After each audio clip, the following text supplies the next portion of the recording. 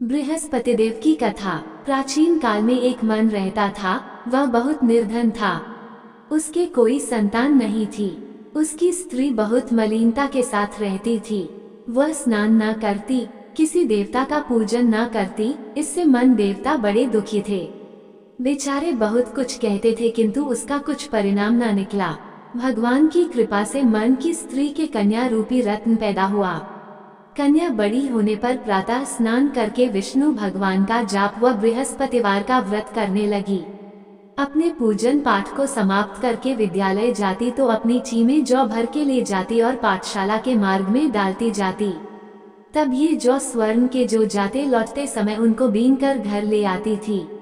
एक दिन वो बालिका सूप में उस सोने के जौ को फटक कर साफ कर रही थी कि उसके पिता ने देख लिया और कहा, हे बेटी, सोने के जौ के लिए सोने का सूप होना चाहिए।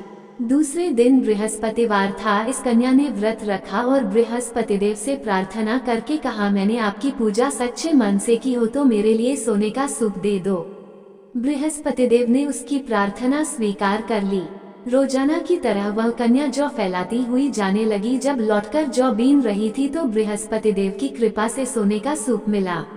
उसे वह घर ले आए और उसमें जौ साफ करने लगी, परंतु उसकी मां का वही ढंग रहा। एक दिन की बात है कि वह कन्या सोने के सूप में जौ साफ कर रही थी।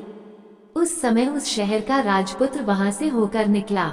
इस कन्या के रूप और कार्य को देखकर मोहित हो गया तथा अपने घर आकर भोजन तथा जल त्याग कर उदास होकर लेट गया। राजा को इस बात का पता लगा तो अपने प्रधानमंत्री के साथ उसके पास गए और बोले, हे बेटा, तुम्हें किस बात का कष्ट है? किसी ने अपमान किया है अथवा और कारण हो सो कहो, मैं वही कार्य करूंगा जिससे तुम्हें प्रसन्नता हो। अपने पिता की राजकुमार ने बातें सुनी तो वह बोला, मुझे आपकी कृपा से किसी बात का दुख नहीं है। किसी ने मेरा अपमान नहीं किया है, परंतु मैं उस लड़की से विवाह करना चाहता हूँ जो सोने के सूप में जौ साफ कर रही थी। ये सुनकर राजा आश्चर्य में पड़ और बोला, हे बेटा, इस तरह की कन्या का पता तुम ही लगाओ। मैं उसके साथ तेरा विवाह अवश्य ही करवा दूंगा। राजकुमार ने उस लड़की के घर का पता बतलाया।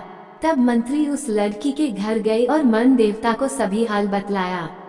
मन देवता राजकुमार के साथ अपनी कन्या का विवाह करने के लिए तैयार हो गए तथा विधि विधान के अनुसार मन की कन्या का विवाह राजकुमार के साथ हो गया। कन्या के घर से जाते ही पहले की भांति उस मन देवता के घर में गरीबी का निवास हो गया। अब भोजन के लिए भी अन्न बड़ी मुश्किल से मिलता था। एक दिन दुखी होकर मन देवता अपनी पुत्री के पास गए। बेटी ने पिता की दुखी अवस्था को देखा और अपनी मां का हाल पूछा। तब मन ने सभी हाल कहा। कन्या ने बहुत सा धन देकर अपने पिता को विदा कर दिया। इस तरह मन का कुछ समय सुखपूर्वक व्यतीत हुआ। कुछ दिन बाद फिर वही हाल हो गया। मन फिर अपनी कन्या के यहाँ गया और सारा हाल कहा तो लड़की बोली, हे पिताजी, आप माताजी को यहाँ लिवा लाओ। मैं उसे विधि बता दूंगी जिससे गरीबी दूर हो जाए। वो मन देवता अपनी स्त्री को साथ लेकर पहुँचे तो अपनी माँ को समझाने लगी, हे माँ, तुम प्रातःकाल प्रथम स्नानादि करके विष्णु भगवान का पूजन करो तो सब दरिद्रता दूर हो जाएगी। परंतु उसकी मां ने एक भी बात नहीं मानी और प्रातःकाल उठकर अपनी पुत्री के बच्चों की जूठन को खा लिया। इससे उसकी पुत्री को भी बहुत गुस्सा आया और एक रात को कोठरी से सभी सामान निकाल दिया और अपनी मां को उसमें बंद कर दिया। प्रातःकाल उसे निकाला तथा स्नानादि करा के पाठ करवाया तो उसकी मां की बुद्धि ठीक हो गई और फिर प्रत्येक बृहस्पतिवार को व्रत रखने लगी। इस व्रत के प्रभाव से उसके माँ बाप बहुत ही धनवान और पुत्रवान हो गए और बृहस्पति जी के प्रभाव से इस लोक के सुख भोगकर स्वर्ग को प्राप्त हुए। सब बोलो विष्णु भगवान की जय। बोलो बृहस्पति देव की जय।